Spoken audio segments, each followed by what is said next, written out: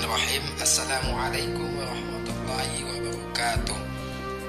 Perkenalkan, nama saya Kurnia Ilahi. Saya mahasiswa dari UI Suska Riau, Fakultas Tarbiyah dan Keguruan, jurusan Pendidikan Agama Islam, konsentrasi fikih. Nomor induk mahasiswa saya 11910112615. Pada kesempatan kali ini, saya akan menjelaskan materi tentang rukun haji.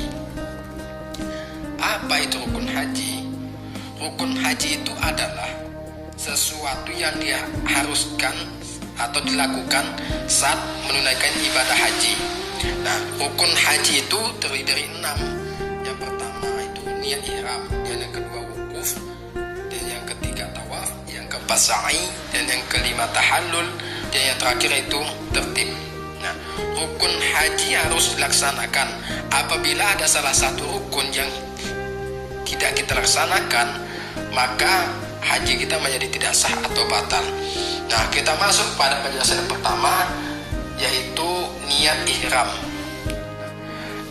Ihram itu adalah keadaan seseorang yang telah berniat untuk melaksanakan ibadah haji atau umroh.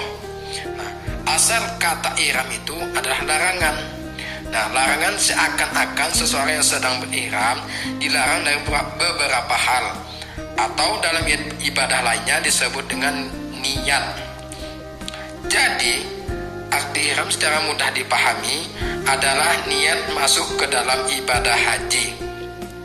Nah, dasar dari kewajiban niat untuk melakukan haji itu sesuai dengan hadis Rasulullah SAW yang berbunyi, innama a'malu binniyat wa innama likulli amrihi ma nawa, yang artinya segala amalan sesuatu itu tergantung dari niatnya, dan apa-apa yang kita niatkan itu yang kita dapatkan. Hadis riwayat Bukhari dan Muslim. Nah, bagaimana lafaz niat ihram? Nah, lafaz niat ihram itu labbaik Allahumma hajjah, yang artinya, ya Allah, aku penuhi panggilanmu untuk berhaji.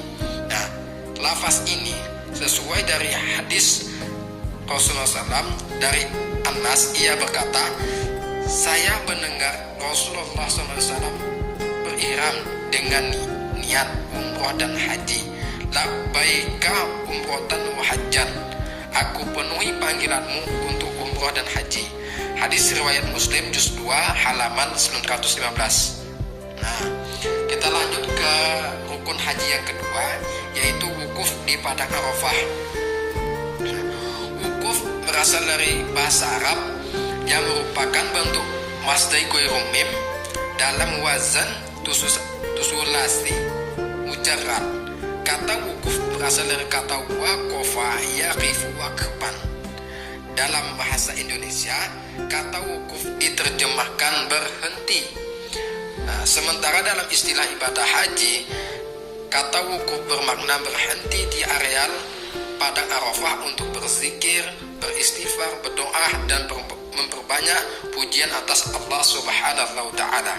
Nah, waktu wukuf itu dimulai dari matahari tergelincir atau waktu Syawal pada hari Arafah tanggal 9 Zulhijjah sampai waktu terbit fajar atau subuh pada hari tanggal 10 Zulhijjah. Nah, jika wukuf dilaksanakan selain pada waktu tersebut, maka wukufnya tidak sah berdasarkan kesepakatan para ulama, yang artinya orang yang sedang melaksanakan haji wajib berada di Arafah pada waktu tersebut. Wukuf di Arafah merupakan rukun terpenting. Hal ini sesuai dengan hadis Nabi Rasulullah SAW yang artinya haji itu di Arafah. Barang siapa yang datang pada malamnya atau jam'in tanggal 8 sebelum terbit fajar, maka ia menjumpai hajinya atau hajinya sah. Hadis riwayat Tirmizi. Nah, kita lanjut ke rukun haji yang ketiga, yaitu tawaf. Nah, apa itu tawaf? Tawaf itu kegiatan mengelilingi Ka'bah sebanyak 7 kali. Nah, tawaf ini adalah salah satu amal ibadah yang dilakukan oleh muslim pada saat melaksanakan haji dan umroh. Nah, tawaf dimulai dan berakhir di Hajar Aswad atau tempat batu hitam dengan menjadikan Baitullah di sebelah kiri. Nah, setiap orang melakukan tawaf harus dalam keadaan suci dari hadas kecil maupun besar. Nah, jamaah haji yang batal wudunya hendaknya menghentikan kegiatan tawafnya, kemudian berwudu kembali, lalu melanjutkan kembali tawaf dari arah yang sejajar dengan Hajar Aswad tanpa harus mengulanginya dari awal. Nah, di sini ada syarat-syarat tawaf. Ya, apa saja syarat-syarat tawaf itu? Yang pertama itu yaitu suci dari hadas. Nah, yang kedua, suci badan, pakaian, tempat tawaf daripada najis. Yang ketiga, menutup aurat. Dan yang keempat, bermula pada sudut Al-Hujarul Aswad dan berniat tawaf. Dan yang keempat, menjadikan Baitullah di sebelah kiri dan berjalan ke hadapan atau berlawanan dengan arah jarum jam jika dilihat dari atas.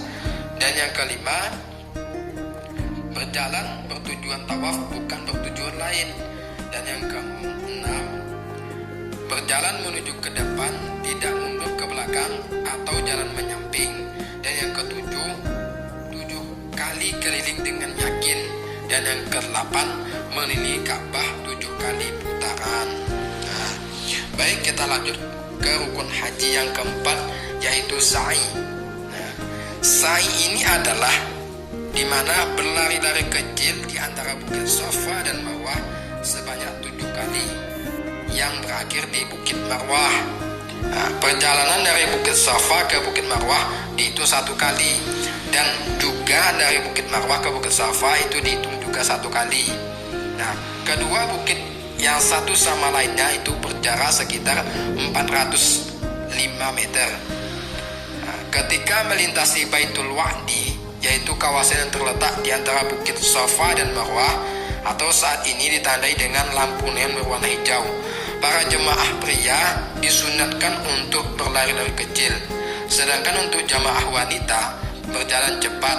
Nah, dalil yang menyebutkan dan melaksanakan tentang sa'i yaitu Quran surah Al-Baqarah ayat 158 yang artinya, sesungguhnya Safa dan Marwah merupakan sebagian dari syiar agama Allah. Nah, maka barang siapa yang beribadah haji ke Baitullah atau berumroh, tidak ada dosa baginya mengerjakan sa'i antara keduanya. Dan barang siapa dengan kerelaan hati mengerjakan kebajikan, maka Allah maha mensyukuri dan maha mengetahui. Nah, apa saja itu syarat-syarat sa'i? Syarat-syarat sa'i itu yang pertama itu hendaklah dimulai dari Bukit Safa dan disudahi di Bukit Marwah. Nah, dan yang kedua, hendaklah sa'i itu 7 kali karena Rasulullah SAW telah sa'i 7 kali dari Safa ke Marwah, dihitung 1 kali, dan kembalinya ke Marwah ke Safa dihitung 2 kali, dan seterusnya. Nah, waktu sa'i hendaknya sesudah tawaf. Nah, yang kelima, rukun haji kelima yaitu tahallul. Nah, apa itu tahallul? Tahallul menurut bahasa berarti menjadi boleh atau diperbolehkan. Nah, dengan demikian tahallul ialah diperbolehkan atau dibebaskan seseorang dari larangan atau pantangan ihram. Nah, tahallul bukan sekedar mencukur rambut seperti yang banyak dipahami banyak orang. Nah, prakteknya adalah dengan mencukur sebagian atau seluruh rambut di kepala atau menggunting sekurang-kurangnya 3 helai rambut. Khusus bagi wanita, hampir semua mazhab berpendapat bahwa tahallul merupakan wajib haji. Hanya Syaf'iyah menganggap sebagai rukun haji. Dalil yang menjelaskan tentang tahallul yaitu Quran surah Al-Fatah ayat ke-27 yang artinya, sesungguhnya Allah akan membuktikan kepada Rasulnya bahwa mimpi Rasulnya itu akan menjadi kenyataan, yaitu engkau beserta penduduk Mekah lainnya akan memasuki kota Mekah insya Allah dengan aman, bebas dari rasa takut terhadap kaum musyrik dengan mencukur rata kepalamu, sedang yang lain mengguntingnya saja. Tuhan mengetahui apa yang tidak kamu ketahui. Di balik yang tidak kamu ketahui itu, Tuhan memberi kemenangan lebih dahulu pada waktu yang terdekat. Tahallul atau mencukur rambut ini adalah salah satu ritual haji yang terpenting dan tidak boleh ditinggalkan, terutama dalam mazhab Imam Syafi'i.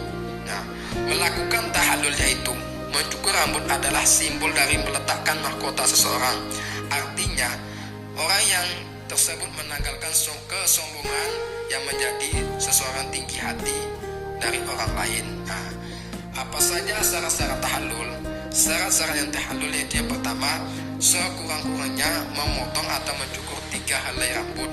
Yang kedua, saat pencukuran dilakukan, seluruh rukun haji berupa ihram, wukuf, tawaf dan sa'i telah dilaksanakan dengan tertib.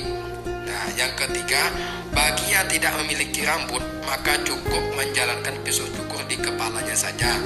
Dan yang keempat, tidak memadai jika yang dicukur itu kumis atau jenggot.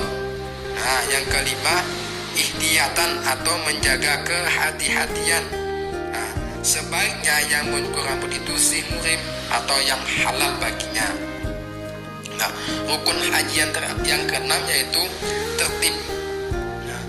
Tertib ini ialah mengerjakan semua rukun haji sesuai urutannya dan tidak boleh ada yang terlewat. Tidak hanya haji, banyak ibadah dalam syariah Islam yang memasukkan tertib sebagai rukun yang biasanya menjadi rukun terakhir. Sedangkan rukun sendiri bermakna apa-apa yang harus dilaksanakan. Sehingga dengan adanya rukun tertib, kita tidak boleh meloncati rukun-rukun yang telah ditetapkan dan membuat Islam sedunia seragam dalam menjalankan ibadah.